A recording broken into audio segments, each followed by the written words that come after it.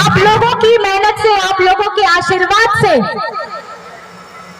हमको ये झारखंड में एक आदिवासी मुख्यमंत्री आप ही के बीच से उठा हुआ, ये चांडिल का बेटा मामा घर है हमारा, यहाँ पे खेला बड़ा हुआ बच्चा, यहाँ के हटिया में घूमने वाला बच्चा।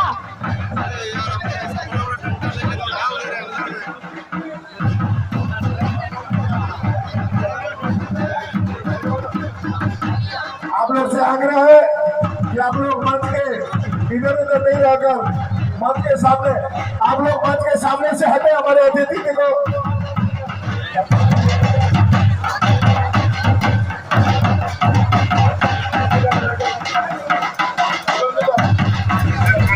मंच के सामने से हट जाए।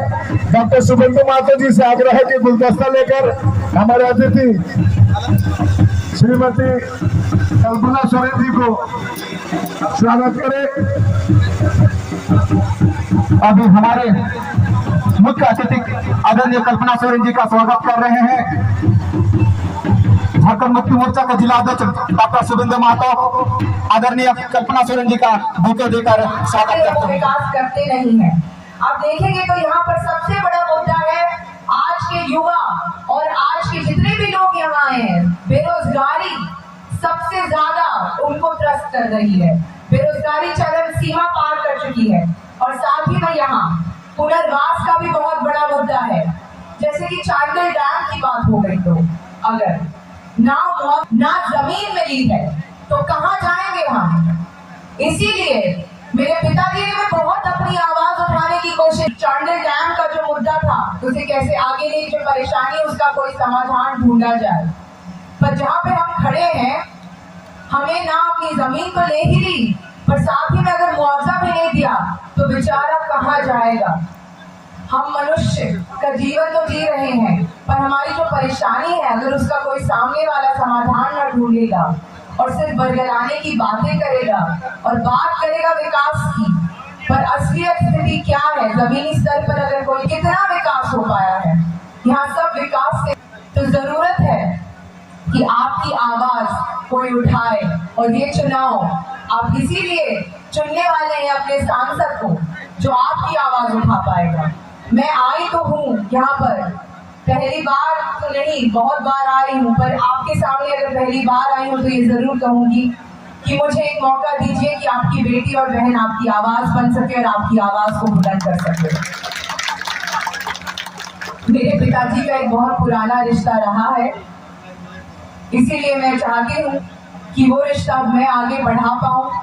हमारी जैसे ही इंडिया गठबंधन की सरकार आएगी तो आपकी परेशानी के समाधान पे जो भी कार्य होगा उसमें मैं अपना पूरा सहयोग भी दूंगी।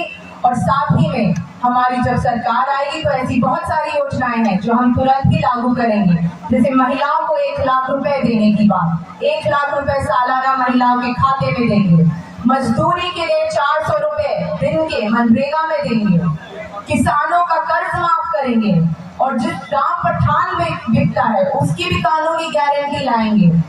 तो ऐसी बहुत सारी योजनाएं हैं।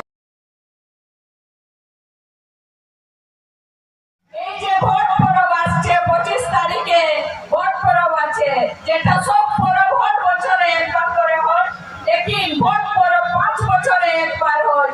ওই জন্য মা মসিরা সবাইকে, ভাই দাদারাকে, আপনারাকে বলছি যে হাত সাথে ভোট দিয়ে গুনে আমাদের প্রত্যাশীকে দিল্লি পাঠাবার আপনারা আশীর্বাদ দেবেন। আর এই যে আমাদের পূর্ব মুখ্যমন্ত্রীকে কিরকম বিজেপি সরকার জেল পাঠালেন, এটা তো আপনারা সবাই জানেন। निश्चित तौर पे जो मैं कह रहा हूँ कि एक तरफ देशभक्त और दूसरी तरफ अंधभक्त, अब अंधभक्त की संख्या धीरे धीरे घट रही है, इसलिए चुनाव का परसेंटेज घटता है। वर्तमान सांसद को गांव में घुसने नहीं दिए जा रहे, क्या रूप है? क्योंकि वो संसद अब जनता के वोट से बनना नहीं स्वीकार कर रहा है, तो मोदी जी ने जिता दिया उसको, तो तो मोदी जी ही अब उसको गांव में घुसाएंगे, लोग तो कुछ नहीं दे रहा। नहीं माम, हम लोग तो एकदम मुद्दे पे मांग रहे हैं। 1 लाख रुपया हम महिलाओं को देंगे, 1 लाख रुपया हम बेरोजगार नौजवानों को पहली नौकरी देंगे, हम किसानों का कर्जा माफ करेंगे, हम उनका जो लागत का दाम तय करेंगे कानून, हम संविधान की रक्षा की बात कर रहे हैं। हम इस देश में CAA लगा करके जो देश में संस्कृति, सभ्यता, परंपरा को नाश करने का प्रयास कर रहा है, उसकी रक्षा करने की बात करें। हम जंगल जमीन, क्योंकि इन्हीं लोगों ने CNT और SPT लगा करके आदिवासियों मूलवासियों की जमीन को अडानी और अंबानी को देने का फैसला किया। मैं दिनेश श्रीवास्तव, आप देख रहे हैं आपका अपना AD लाइव। झारखंड की वह माटी चांडिल जहां से हेमंत सोरेन जी का बचपन बीता है, और इसी में आज यह चुनावी सभा था जिसमें तमाम कांग्रेस के नेता सुबोध कांत सहाय के साथ साथ यशस्वी जो यहाँ के प्रत्याशी है और JMM के साथ साथ राजद भी आए थे। तो हमारे साथ अर्जुन जी हैं, उनसे बात करते कि जो माहौल दिख रहा है क्या परिवर्तन का लहर है? बिल्कुल, आज जो ये गांगुडी पुनर्वास मैदान में जो सभा हुआ जिसमें हम लोगों की झारखंड की फ्यूचर कल्पना सोरेन जी का जो आज भाषण हुआ, इससे साफ जाहिर होता है कि रांची क्षेत्र में महागठबंधन की प्रत्याशी जीतेगी। और ये परंपरा रही है कि 89 से जब जब रांची हम लोग जीते हैं तब तक दिल्ली में महागठबंधन की सरकार बनी है। क्या क्या लक्षण दिख रहा है कि चांडिल बहुत इम्पोर्टेंट रहता है? इसलिए कि यहाँ विश्व बैंक के द्वारा बनाया गया ये डैम है, और भारतीय जनता पार्टी की सरकार में ये डैम में उसका वो जो फंड होता है वो बंद कर दिया।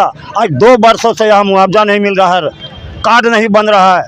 और हम लोग जब यहाँ से सरकार बनाएंगे, यहाँ की प्रत्याशी जीतेगी और इंडिया गठबंधन की सरकार होगी, तो हम लोग स्वर्णरेखा जो यहाँ का सबसे बड़ी समस्या है, लोग जमीन ले लिया विस्थापित और डैम का बहुत बड़ा विस्थापित जी ठीक करेंगे। 1990 में लालू जी की सरकार ने 7,000 विस्थापित नौकरी दिया है, उसके बाद आज तक किसी ने नौकरी नहीं दिया, इसलिए कि भारत की सरकार झारखंड की सरकार के साथ भेदभाव करती है।